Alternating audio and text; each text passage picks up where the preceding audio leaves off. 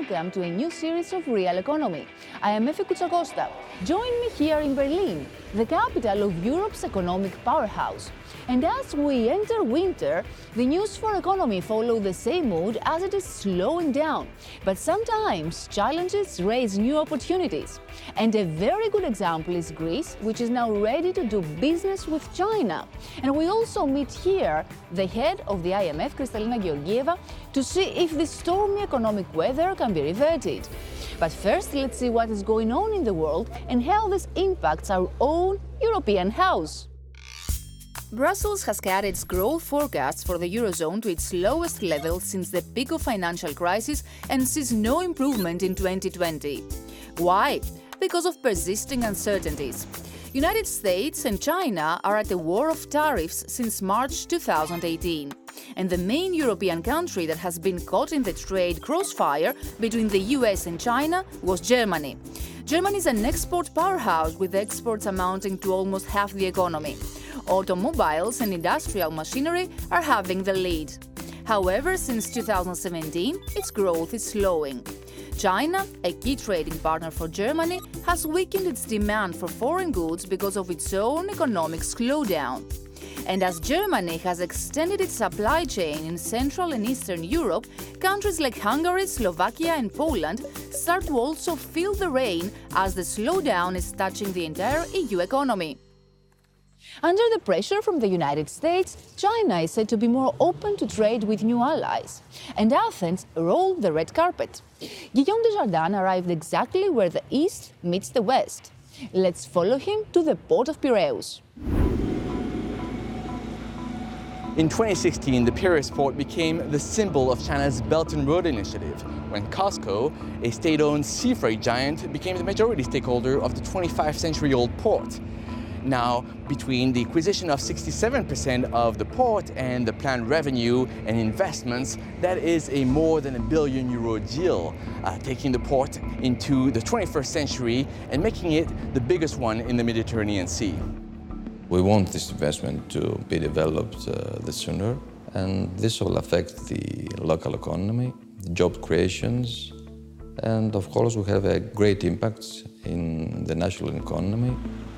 Looking at it through China's eyes, the Piraeus port's strategic location justified the massive investment.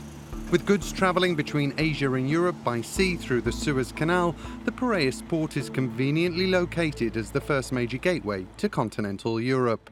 We are not serving China here. We are serving the trade. Any trade which comes from the via Suez Canal, either it is from China, from India or Australia or whatsoever, are to be served here 10 days earlier than to go all the way around from the North European ports. But in Piraeus, the impact of Chinese investments go beyond new cranes and more containers. Cooperation with deep-pocketed state-owned COSCO has also flooded the once crisis-ridden area with cash and tax money.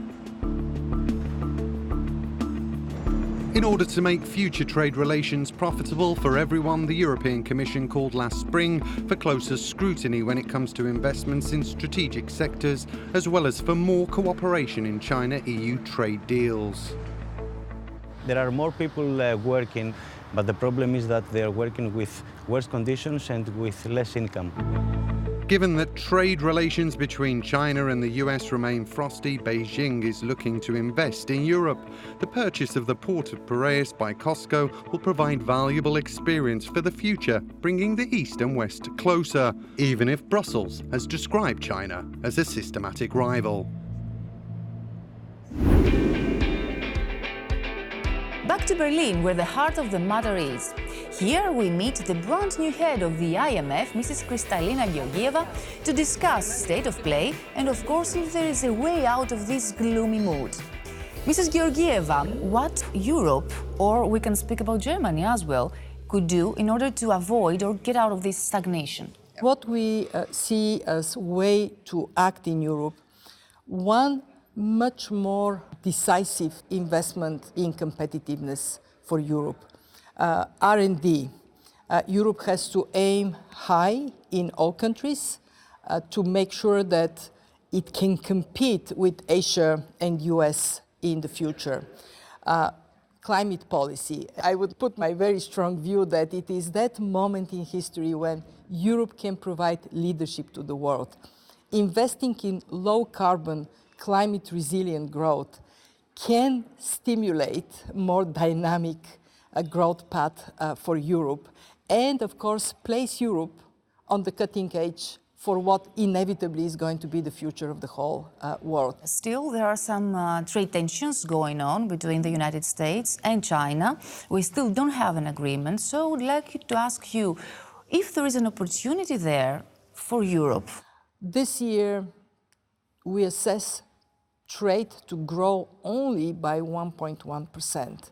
This is basically saying the trade engine of growth is idle. We actually put a price tag on how costly trade tensions are.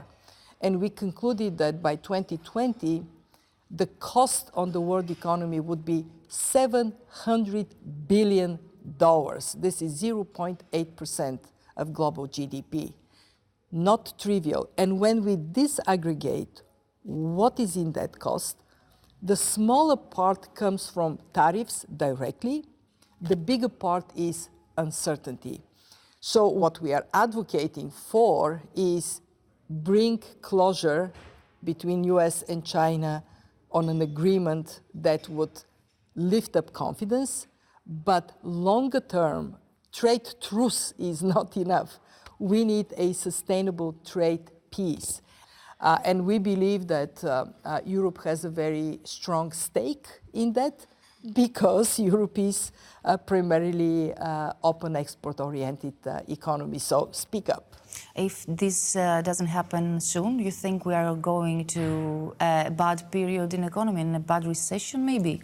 For now, we don't see conditions to get that bad, but we are worried that a prolonged period of trade uncertainty is going to be very bad for growth. Crisis is not coming, as Mrs. Georgieva just said. There are still fields that Europe can invest in order to go better, climate policy or investment to R&D. So, Mrs. Georgieva, many thanks for being with us here during your first visit as a managing director to Europe. And thank you for watching, and see you soon on Euronews.